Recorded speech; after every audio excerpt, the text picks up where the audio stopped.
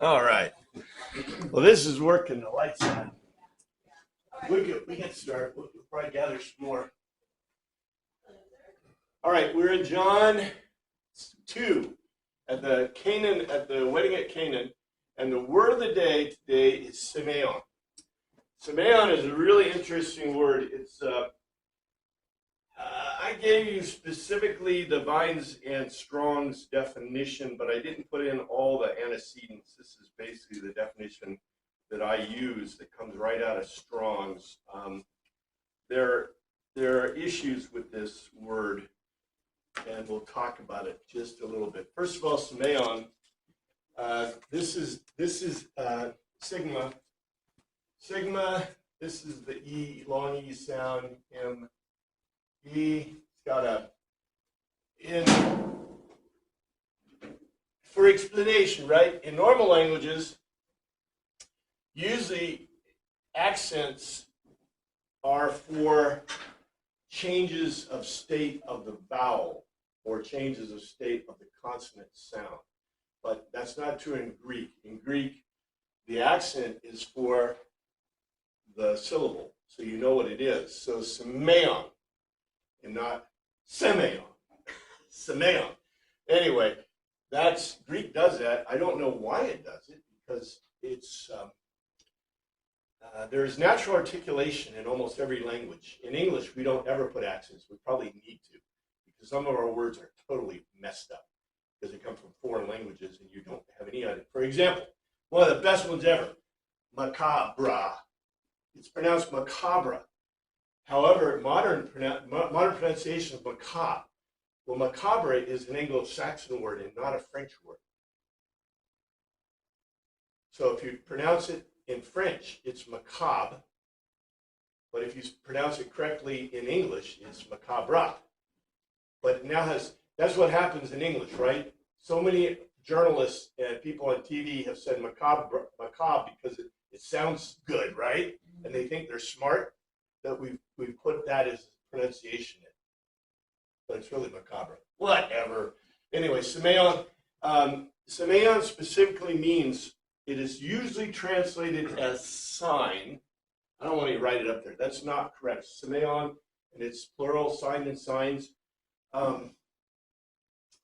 They mean, in Greek, supernatural or ceremonial indications. And really, they mean supernatural. Semeion are always supernatural. They're miracles, and I won't go into miracles versus wonders. Wonders and miracles. There is a huge difference in the world between wonders and miracles. But like I said, I won't necessarily go into that. If you want to do some self-study, that's a very interesting topic. Why do you think that in Strong's and our translations, even though this word is a sacred word in Greek, meaning a supernatural thing, that they decided to translate it, and this is a correct translation, supernatural or ceremonial indications? Why do you think they had to add the ceremonial part of it?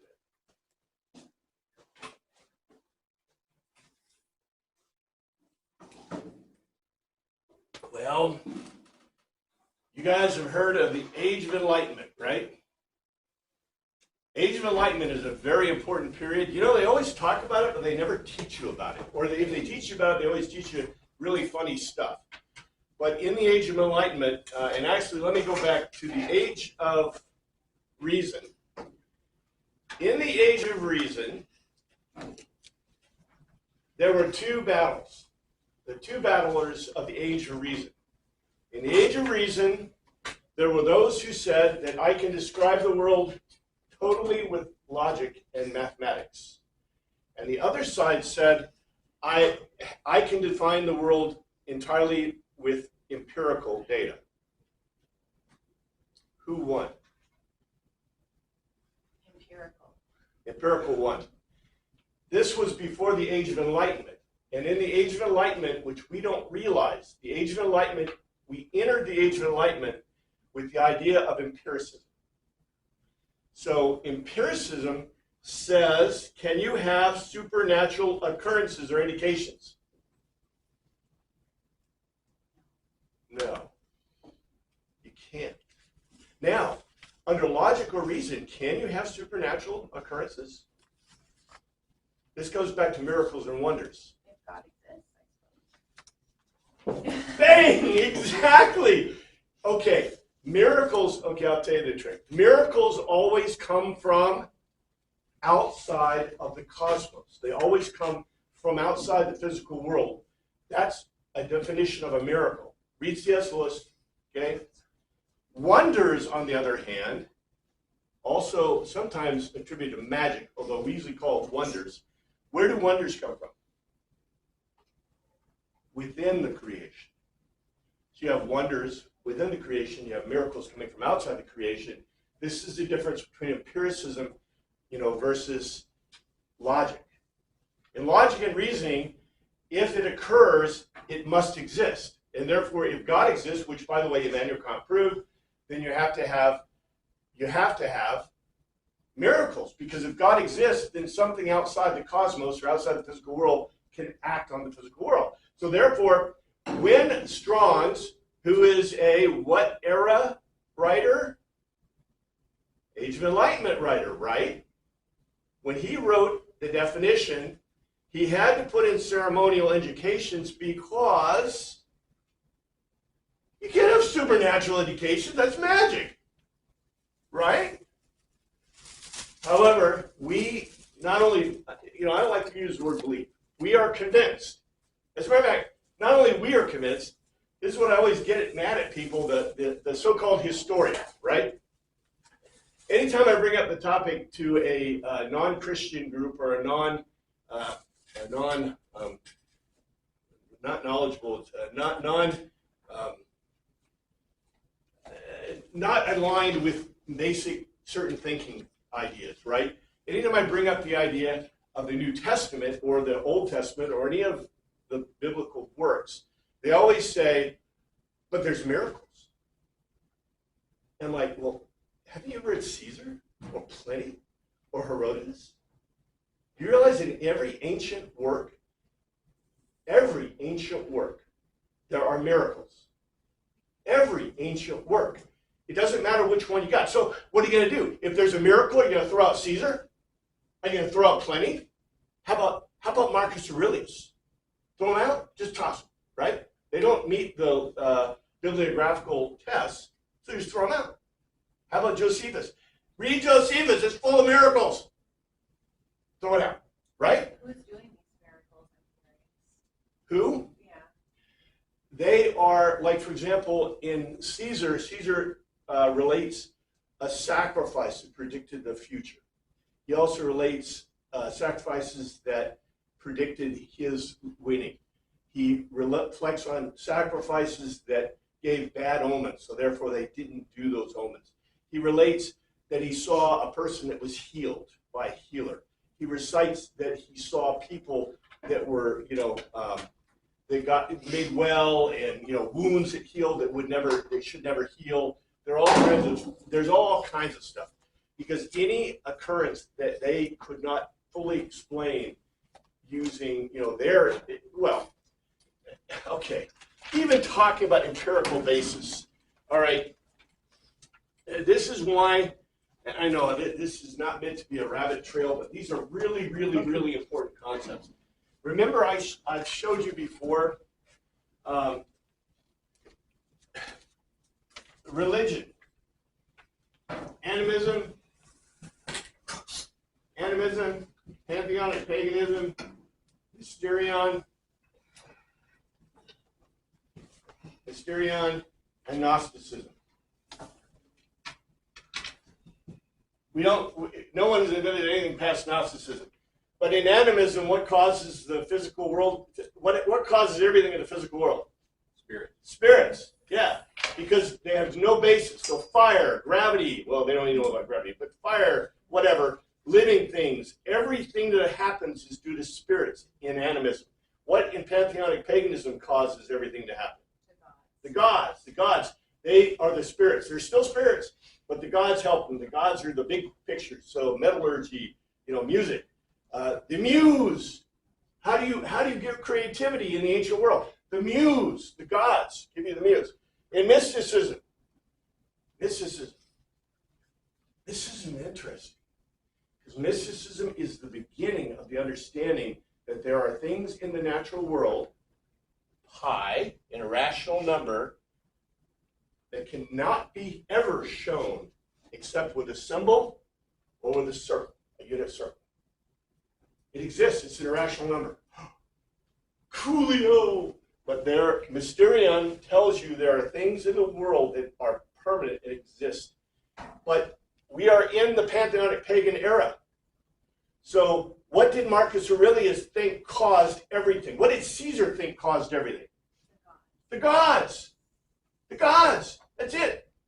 This is really, really important because we are, well, not only are we're polluted by empiricism, which is good because that makes great science, but we're also are supposed to be logical thinkers, right? And so we know, and this is part of the problem. This is part of the problem of empiricism. We're like Strong's in some ways, and I don't want to be like Strong's. Strong's says, oh, well, maybe there could be supernatural stuff because that's God, but I'm going to throw in ceremonial indications anyway because, imagine my bet, right?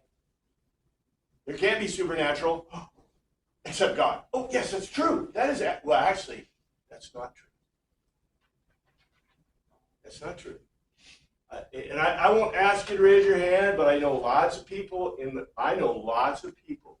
who have experienced things that they would say supernatural, that they would attribute to magic and to internal, to wonders in the world. They know they did not come from God.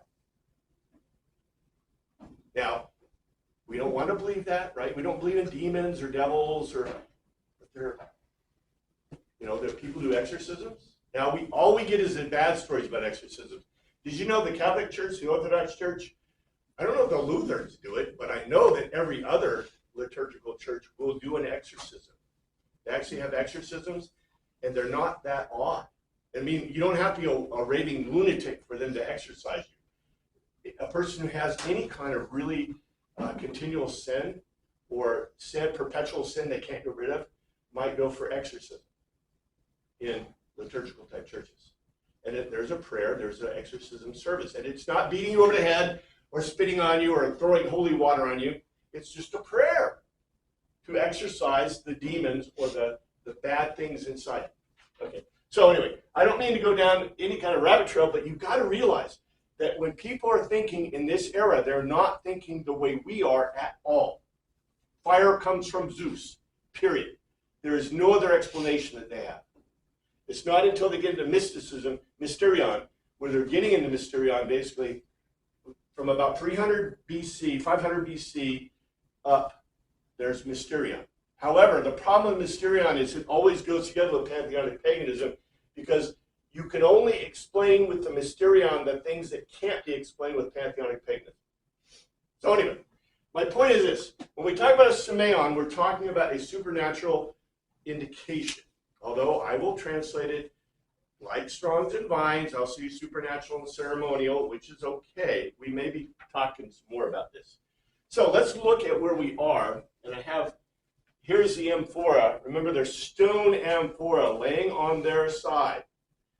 And then they put them up, and we're at the next point. So the next point is, ta-da! Here's the NIV. Jesus said to the servants, fill the jars with water, so they filled them to the brim. Yeah, not exactly. That's okay. We'll see exactly what he says. I don't have a touch screen anymore. Jesus saith unto them, fill the water pots with water, and they filled them to the brim. Here's what it says in the Greek. Legeia, he makes a logical argument to them, that Jesus, you fill entirely the hydrus, the water jars, hydradrus of water, and they filled entirely them until up to the top. So here's a translation, a direct translation in English. Jesus makes a logical argument to them. You fill entirely the water jars with water, and they filled them entirely all the way up to the top. Did Jesus command them?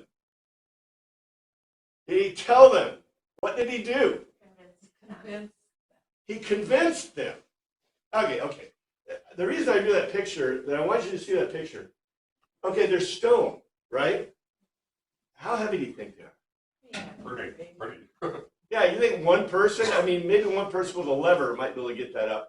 And they got to put them up in the thing, so they probably would bring the stuff to it and put, the wooden things, or maybe they put them into a stand. They may have had a stand, like a stone, or maybe bricks or whatever. They have stands that they can put them in. But it's a lot of work. I mean, this is a lot of work. So a guy who was invited with his disciples, matter of fact, what they don't say, and maybe not, were the disciples helping?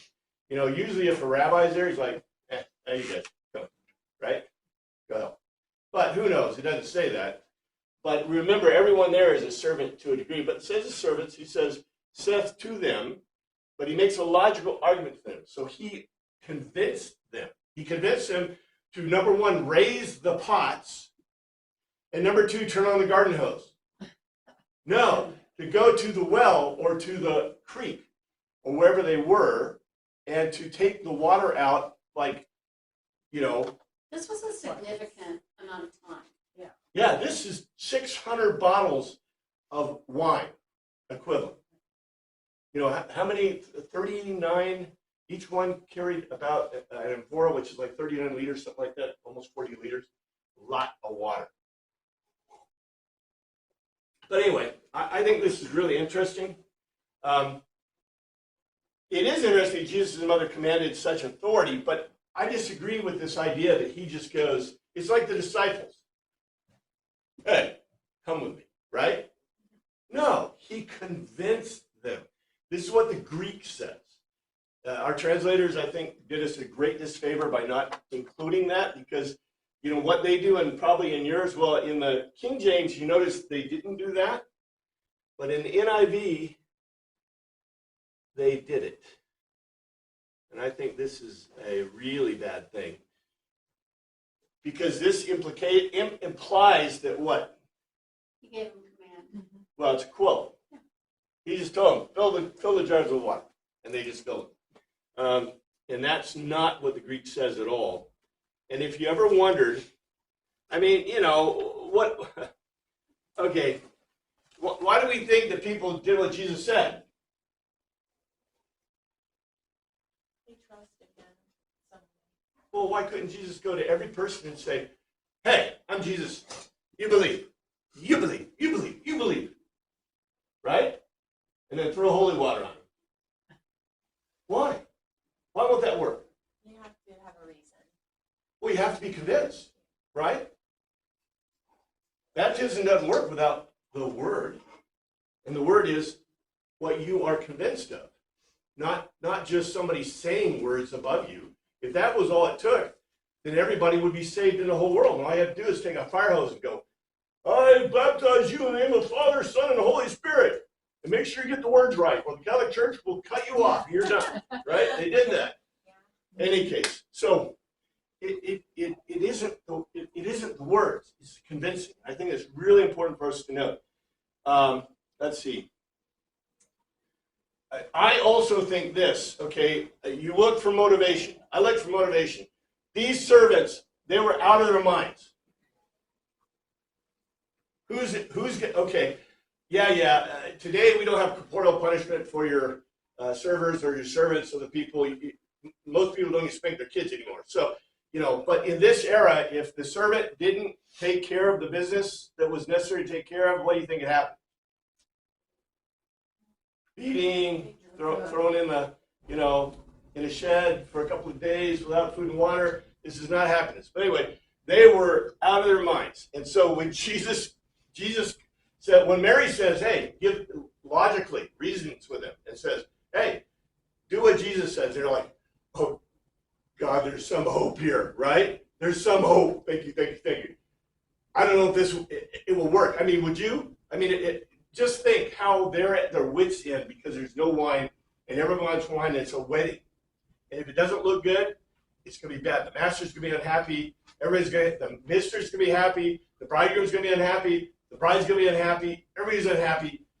And guess who gets right? It's like business. You know, the people at the bottom are going to get it, right? Anyway, then he told them, draw some water and take to the master of the banquet. They did so. This is really fun stuff. I mean, you know, this is what we call a reveal in writing. A reveal. He said to them, draw it out now and bear it to the governor of the feast, and they bear it. Here's what it says in Greek. And he makes a logical argument to them, draw out, generally, water from the deep well in the ground. This word, antelesate, antlisata, draw out, generally, water from a deep well in the ground at present, and carry to the director of the entertainment, the architriklino, director of the entertainment. But they carried, and they did it. They carried it. So what's really interesting about this is, okay, the way it says in Greek, that they take it from the top of the barrel, of the amphora.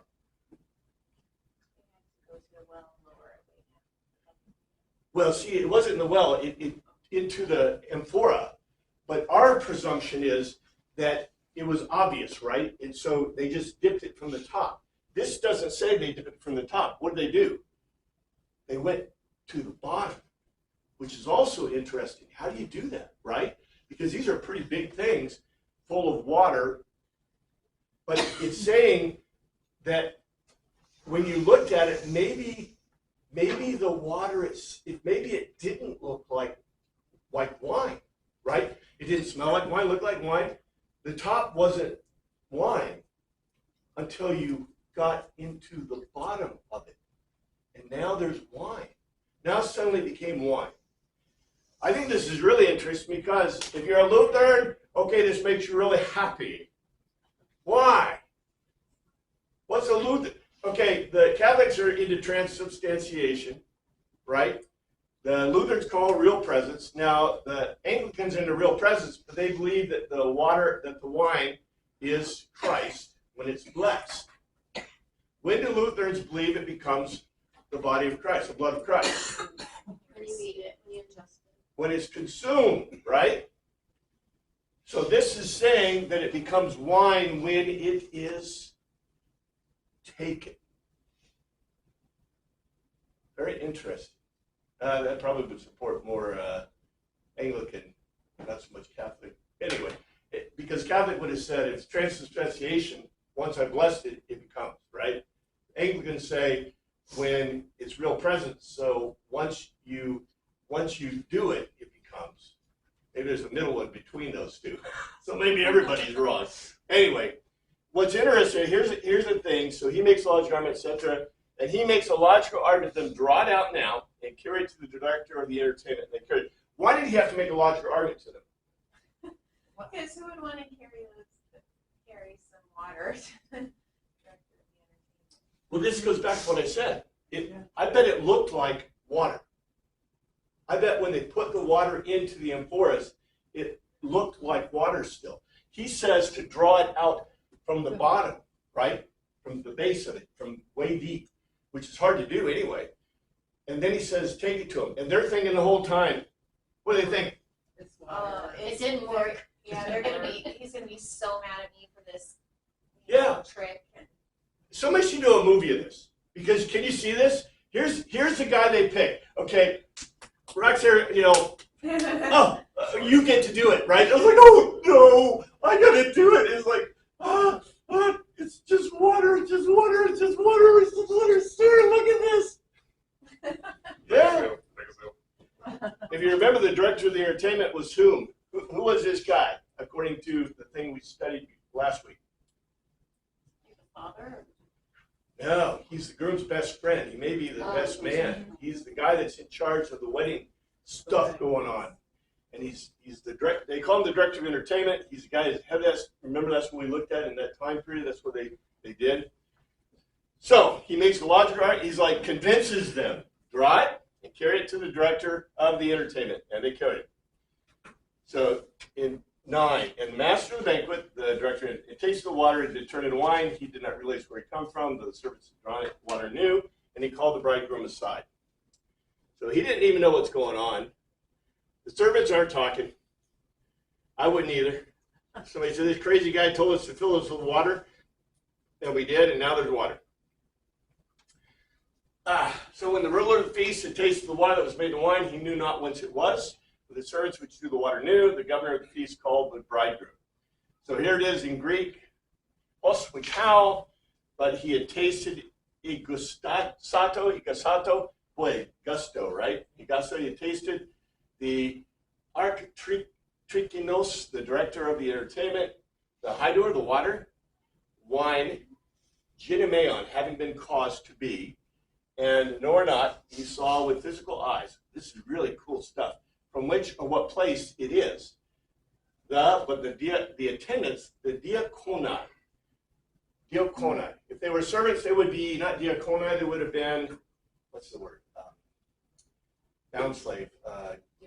Doulos. Good, very good. Doulos. They're diaconai, which that's the word we use for deacon. Diaconai, that's deacon. They were attendants. They were not deacons. That's just a normal Greek word for servants or attendants, or not. Usually diaconai would be hired servants and not necessarily slaves. Doulos is slaves. Edisan, they saw it with physical eyes. The iniklektos, having drawn out generally water from a deep well in the ground. The hador, the water, emits a sound. Then the phaon, the bridegroom, the director of the entertainment, whatever. But in what manner? In that manner, the director of the entertainment had tasted the water, having been caused to be wine, and he saw with physical eyes, not from what place it came. He had no idea where it came from. But the attendants, having drawn out the water, saw with physical eyes. The director of the entertainment emits a sound to the bridegroom. He calls to the bridegroom. It's very interesting. Can you kind of picture this Greek society? I mean, I tell you always to put on your, take off your modern blinders, put on your togas, or put on your Himaians, and Pelopas if you're Greek. But we would say, hey, bridegroom, or hey, Joe, right? What obviously do the Greeks do?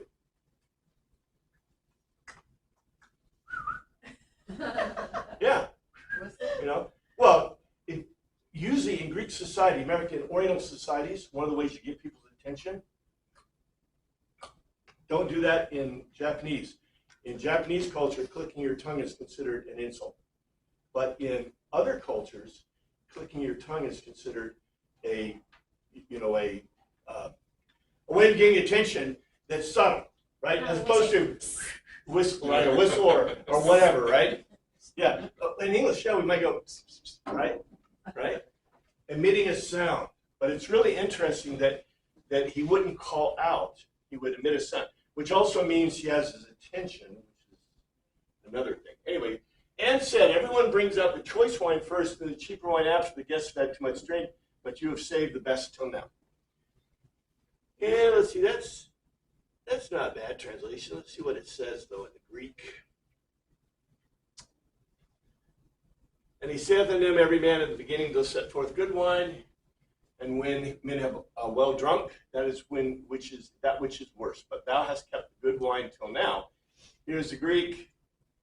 Legea, he makes a logical argument to him. Has, the whole of humans, of people, men. Firstly, the kalon, the beautiful wine, places, and whenever they have become intoxicated with wine, I mean, the Greek is direct. They're not talking about people just drinking too much. They say when they're intoxicated with wine, the lesser or inferior, you have guarded the beautiful wine until just now. Here's the Greek in a direct translation. And he makes a logical argument to him. So did he just say this to them? No. Okay. Huh? Well, he convinced them, but you can see this happening. Okay. Anybody know any onophiles? Onophiles? Wine? People like wine. Okay, when you talk with a person who loves wine, if you don't understand this, I'm sorry for you. You need to make more friends that like good wine. Because the minute you sit down with a really good bottle of wine, what's the words out of your mouth? This is a really great bottle of wine. This is a great bottle of wine. Where did it come from? What's the vintage? Where'd you get it? Is it Pinot Noir? Is it, and this time they didn't do that. It's like, well, where did this come from, right? Oh, this came from my acreage over here in the North Platte. Well, they don't know where any of this wine came from. They have no idea. But oneophiles, people who love wine, people who love good drink, they are talking about it, right? And look, these people, they're not all about drinking and eating, but guess what? They're starvation culture, and it's great to have some wine, right? Even though the wine, okay, let me just describe the wine just for a second. Now, I don't know what Jesus' kind of wine is. It's probably wonderful wine, but what did wine have in it? It was like Sludge. Well, it had sludge in it. It was like it wasn't super alcoholic, because most alcohol you can make out of wine is 14%, and you got to be pretty good to get it that high. That's pretty high for wine. So most wine in this period is probably about 8 to 10. They still would mix it with water, always, because it was kind of sludgy. I wish I could get an example of wine from this period for you to taste, but it's not what you think. It's not what you think, but people were very happy with it. So they apparently thought it was great, and they gave it to their kids, and everybody drank wine. Everybody drank wine, and beer, by the way. But in any case, this was beautiful wine. He makes law during every person placed the beautiful wine firstly, and whenever they become intoxicated with wine, the inferior. You have guarded the beautiful wine until just now. I think it's really interesting. He uses the term guarded. You know why he uses that, right? Okay. Some of you have this experience. Not everybody may have this experience, but when you invite people to your house, usually they maintain their thing. They're not looking in your refrigerator, grabbing drinks, right? Unless you tell them. You say, hey, the drink refrigerator's over here, take what you want, right? And that's cool. And then people are raiding your drink. When my kids come to visit, I love my children. Okay, I love my children, but guess what they do? They'll always drink my high-value liquor, okay? And I'm like, don't use the high-value stuff for mixed drinks. If you want something, then you need to, Bottom shelf. Bottom shelf, yeah. Come on. You don't put 18-year scotch in a mix. Yes, sir. Even the liquor stores today, if you look, the higher quality wines are on the top shelf, the lower quality are on the bottom. Same with fine whiskeys as well. Top shelf. Yes. Anyway, I think it's really funny. You have guarded the beautiful wine until now. So what Jesus did here in Cana of Galilee was the first of the signs through which he revealed his glory, and his disciples believed on him. This is in my opinion, this is a terrible translation. Let's see what it says in the King James, and let's look what the Greek says. In the beginning of the miracles did Jesus in Cana of Galilee, and manifested forth his glory, and his disciples believed on him. Now, I'm going to go back to the NIV and see what they used. They said, what Jesus did here in the Cana of Galilee was the first of the signs through which he revealed his glory. I hate to point out to you, but what did the NIV just do to this wonderful word that is translated miracles in the King James? They enlightened it. They enlightened it. Because modern people are not supposed to believe in miracles.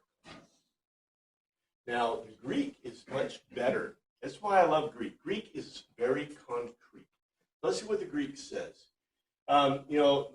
Generally, King James is pretty much parallel, but in the Greek, it says this epios and merited archon, a commencement or chief of the sman of natural or ceremonial indications. Jesus in Cana of Galilee, of the Galilee, and Epharosin, he was made to shine. Ephanerosin, he was made to shine. Very interesting, has been rendered apparent. What evokes doxa? Doxa is whose word? The Roman word. What evokes good opinion, inherent intrinsic worth or glory of him? Okay, I'm going to throw this out. I got to throw it out. This word doxin does not mean glory. It's translated glory, but it's a very complicated word. It means literally in Greek, what evokes good opinion, inherent intrinsic worth. We translated glory. Does that have anything to do with glory-ish? Is your intrinsic worth your glory? Now what evokes a good opinion? That's very Greek, right? Of him. And epistoian, pistus, persuasion, convinced by logical argument, touring to him the learners, the disciples of him. So Jesus in Cana of Galilee made this commencement of the supernatural or ceremonial indications. I should just put supernatural, but I added in ceremonial. I'm going to mention why in a second. And his glory was made to shine. Really, I shouldn't use glory, but that's okay. That's what we typically like. Glory was made to shine, has been rendered apparent, and persuaded, convinced by a logical argument, his disciples about him. So seeing the water turn to wine, a miracle, an obvious supernatural indication, is what convinced them. And it wasn't that they believed, they were convinced. Now, many will say, well, belief and convinced are the same thing. Well, I don't think so at all. I might believe something but not be convinced of it at all, right? But if I'm convinced, I know. How do you believe something you're not convinced of? Well, let's see. So, I believe in magic. Everybody has in the back of their mind, maybe magic really can exist. And actually, like I said, there are a lot of people that would say they have seen magical things happen in the world. Not miracles, but magic. And yet, in the back of our minds, we're like, are we convinced? No, we're not convinced. But do we believe? Yeah, we kind of do. Yes, For sir. example, UFOs. A lot of people think, well, there's probably something to them. There's so much to talk about it. So there's probably UFOs, but I've never seen one or never experienced anything about one. So I'm not convinced that there are, but I kind of believe that there must be something that's making all these people claim this. I'm glad to mention UFOs. I won't go through the whole story, but I will mention UFOs. What are UFOs? What is the purpose of UFOs? Nobody's read the blue paper thing? This classified stuff they unclassified? I could have told you before they unclassified it. The U.S. government uses UFOs to hide serious experimental vehicles, aircraft. They have always done it. The blue program, was it Test Blue? No, the blue program, whatever they had, where the Air Force went around in a Project Blue Book. Project Blue Book, yeah, Project Blue Book. They actually made a show about it, about these two guys in the 60s in a T-33, sergeant and a major, that went around the United States looking up UFOs. But if you read the secret papers, which are unclassified now, every single UFO, the purpose of the UFOs is to hide classified programs. In the 60s, it was to hide the Oxcart program, which is the U-2s, the A-12, which became the SR-71, and the nuclear aircraft. Nuclear aircraft was never made. It was a great idea. They didn't make it. It would have taken a 10-mile runway just to take off and land. But anyway, they didn't make the nuclear aircraft, thank God. But anyway, today, when you hear about a UFO and you hear about the military, telling Congress, what should you immediately think? They're hiding something because that's how they do it. That's the way you hide stuff.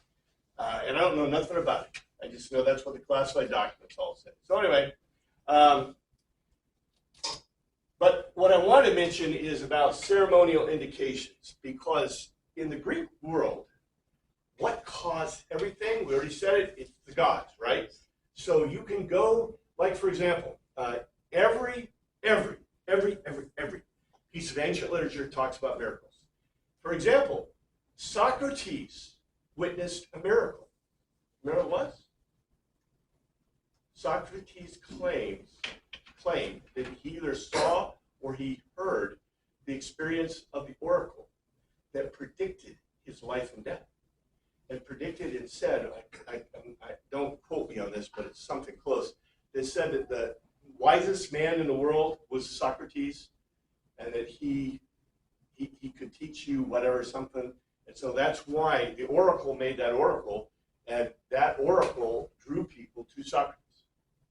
So in the Greek worldview, that is a ceremonial or supernatural indication. They would have said it's obviously supernatural. How did the oracle make the oracles?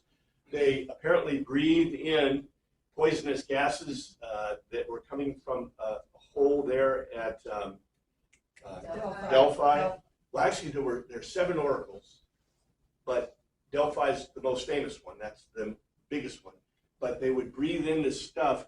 And remember, I think I told you that the Delphi oracle was really accurate, according to history, until the Athenians took over and controlled the Delphi oracle. And they said they got a bad oracle about Athens. So from then on, they said, oh, we need to have the priest interpret what the oracle says from now on. And from that point on, they said that the oracles were not very good. So, and they always were in favor of Athens. So anyway, pretty interesting. But in this worldview, okay, they are not empirical worldview. They have not decided, like the NIV, to turn miracles to signs, right? They are still in the worldview of the supernatural. I kept ceremonial because one is a miracle and one is a wonder. And I just wanted you yourself to realize there's a difference. If you want more, look at C.S. Lewis. And here's the word.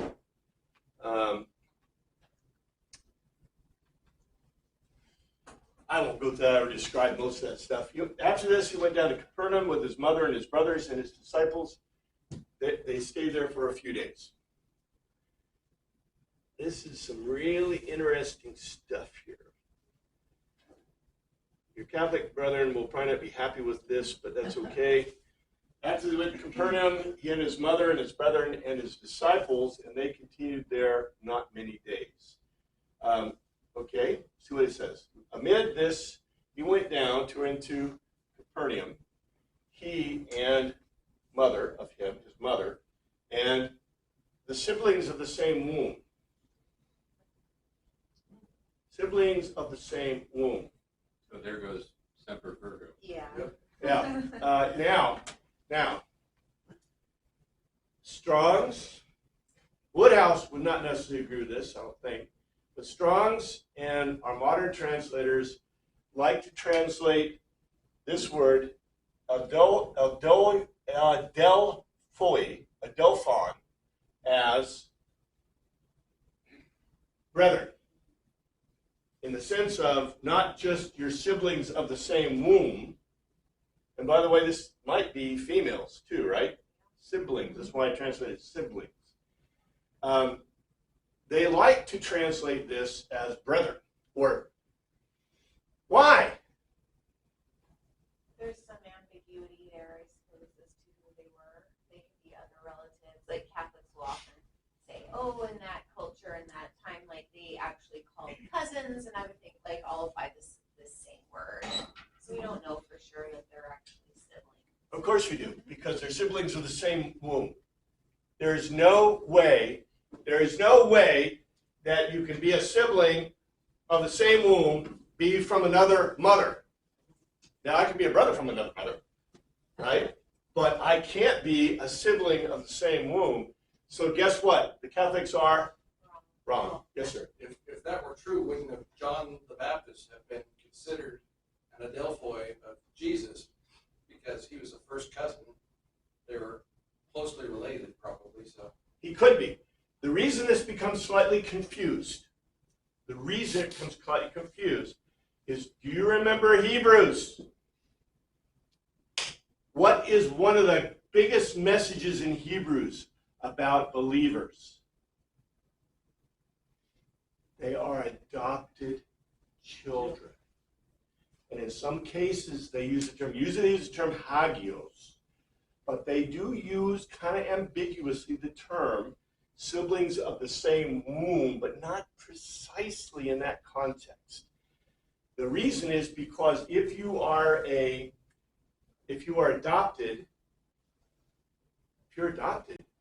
as a matter of fact, okay, in the Greek worldview, you can only be a sibling of the same womb if you are from the same. But in Hebrew, who determines whether someone is a sibling in the family?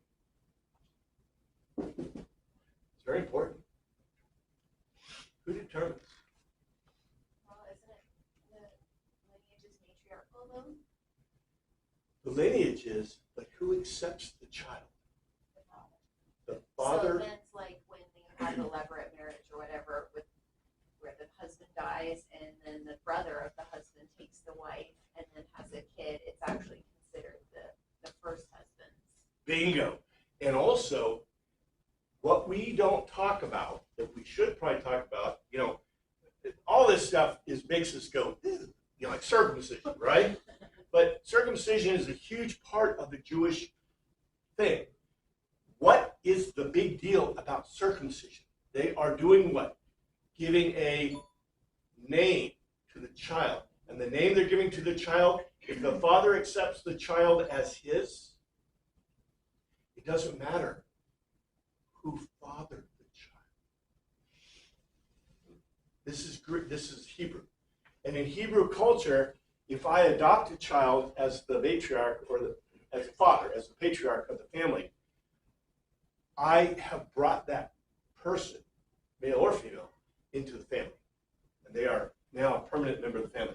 So that's why you get this, can get a little bit on this. However, if you're looking totally at Greek, and Greek is very concrete, and I suggest we look at the Greek concrete and not at euphemistic views. Hebrew is very euphemistic, English is too, and we sure like to keep it that way, don't we? Because if you keep it that way, then, boy, you can have all kinds of funny beliefs or ideas, right? Anyway. This is more of a history too, it's not a context in which you would be talking about like brethren, Christian brothers and sisters or whatever. It's not that kind of writing. Well, precisely, and look what it says. He would have said, if it was his brother and it were the disciples, why would they say, and his disciples? Right? If they meant all of his buddies and friends, they would have just said, and his brethren, right? But instead, the Greek goes on and says, the siblings of the same room. They're not just brothers, and his disciples, his learners. So I think, like I said, we just got to boil it down and see what it really says. And in this company, he and his mother and his siblings in the same room and his disciples were in that place. Oh, they stayed not many days. This is the translation. In this company, he and his mother and his siblings in the same room and his disciples went down to Capernaum, and in that place they stayed not many days. And so we have a picture. So they went from Cana to Capernaum. Okay, Capernaum. Tell me about Capernaum. Why did they go to Capernaum? What's bigger, Cana or Capernaum? Capernaum is actually smaller. It's a little fishing village. Who's from Capernaum, though? Peter, all those guys, they're all from Capernaum. And guess what? They've got their business there. So they were going to get sushi. Oh, yeah, they're going there to fish. They're going there to, rest, relax, and fish. So they went from Nazareth to Cana, went to the party, and they decided to Capernaum. Probably because what suddenly happened? Making water into wine. Hey, I want to hire you for my party next, right? So there's lots of excitement going on here. So they probably went to Capernaum to get out of the heat, get out of the, attention, whatever. They went to Capernaum. It's a small village. It's always been a small village, but it's a fishing village. You notice it's right on the Sea of Galilee. That is where Peter and all those guys came from. They went fishing for commerce, etc. Capernaum means village of comfort in Hebrew. I think that's very interesting too. It is the origins of Peter and his brother, and Peter's house is still reputedly there. You can go see Peter's house. There's a what's that? Big thing built over so you can look down. Yeah, there's an Orthodox, isn't it Orthodox cathedral or something built over it? I don't know. I haven't been there myself. But anyway, there's a synagogue. There's a synagogue in that period. Okay, I'm gonna throw this out just for fun. Could it be Jesus' synagogue? They tell you it's built over the one that he was Yeah, you've been there. There was a synagogue, and then they built another synagogue on top of it. Yep. There's also an underground church there, one of the earliest underground churches. There's all kinds of cool stuff in there. Oh man, what happened to that? That was weird. Let's see. Mitzvah. Yeah, there we are. All right, popped up there. There's a picture of Capernaum. All right. Then it was almost the time for the Jewish Passover, and Jesus went up to Jerusalem, which isn't a bad translation. The Jews' Passover was at hand, and Jesus went up to Jerusalem. It does not say Jews, it says Judeans. And near enough to hold, injus is really a neat word. Near enough to hold, near enough to touch. Now that is euphemistic, but it's still a beautiful term in Greek. Near enough to touch. Was the Pascha, the Passover of the Judeans, belonging to Judea, not of the Jews. It's interesting, NIV and the King James says Jews. And he went up to or into Jerusalem, the Jesus. And, I also want to mention this. This is by translating the word Jews, you're doing a real disservice to the ancient world. Because was the ancient world nations? No, they're city-states. They're city-states. And the city-states, like for example, Judea, really Judea is not so much a city-state as Jerusalem is the city-state. And the city, really the only group that could exercise hegemonic power or power on a city-state kind of level, who was it? The Romans, right? Everybody else, nobody else had armies. Nobody else, the Romans were the only one to have armies or whatever, allowed to have armies in this area because it was controlled by the Romans. So they could kind of do that. The reason they like to translate it Jews is because it puts it more in the context of the religious kind of point. But really, if you were a foreigner in Jerusalem, in the city-state of Jerusalem, and you did not participate in the Passover, what would probably happen to you? Capital punishment. They kill you. Yeah. You got to realize that our naive view of history, everybody gets along, they all love each other. What now? If you do not follow the city-state laws and religion, then they will kill you.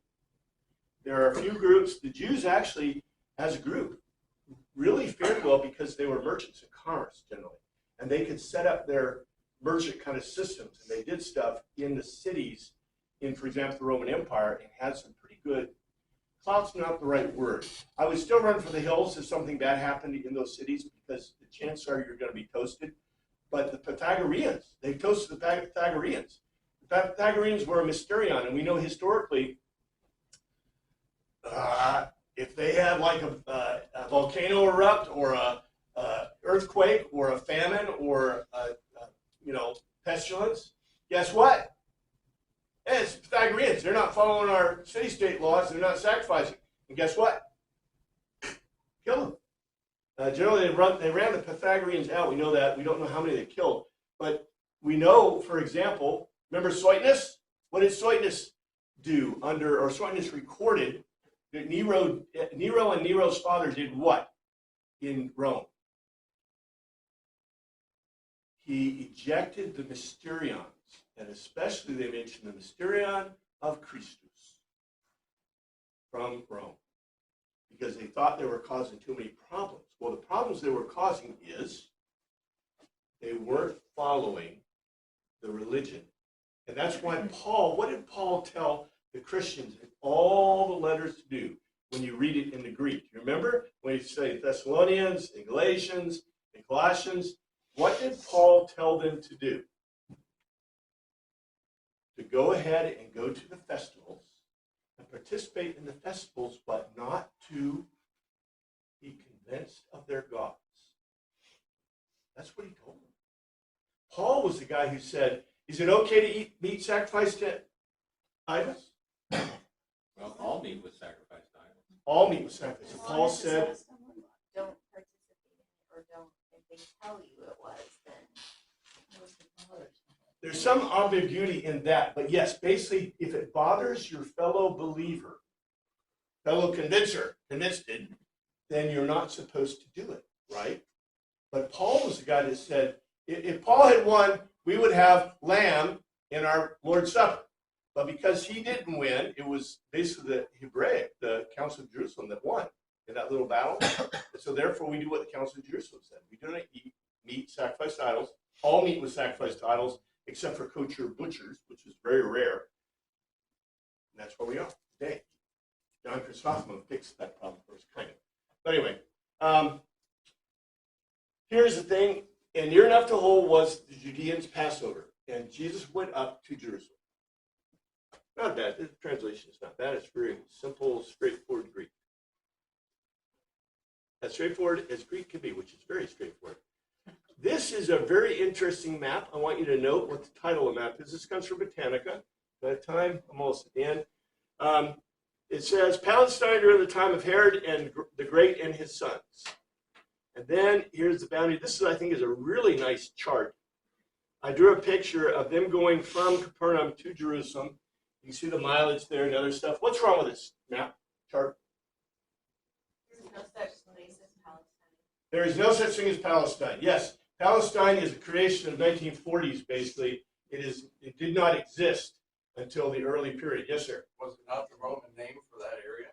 No. It was later on, it was given after the second revolt, after the whole place was disgraced, it was given that name as a disgraceful term. I hadn't heard that before. That's pretty interesting. I always thought it was in a modern term. But for them to use the term Palestine to reflect, this is called, what is this area called? It is the Levant. Yes, that is the correct title for it. That's the title it's been from the very beginning of antiquity, forever and ever, Levant. Also, the Kingdom of Arabia. You can't have the Kingdom of Arabia until you have, well, Arabia, which was defined by, World War I. well, I would probably, It was during Muhammad's Muhammad, yeah. You had to have Muhammad because Muhammad brought the tribes together, and that's about 600 AD. So there is no Arabia. But I think it's really interesting because this comes from the Encyclopedia Britannica. What did they just do? They just gave us wokeism, Yeah. modernism. Because the reason you were saying, like, Palestine isn't modern term is because modern anti-Semitic forces have taken it and readopted it and tried to apply it to delegitimize Israel. Precisely. And the other reason they mentioned the Kingdom of Arabia, why? Why would you mention the Kingdom of Arabia? Even though it didn't exist. Present day people know what that means. Yeah, I think that's a good point, that present-day people would know what it means. However, it would be better for them to say what it, the desert, and then in parentheses or something. Modern. Arabian tribes or something. Because you notice the rest of this is all ancient words. The rest of this is all correct.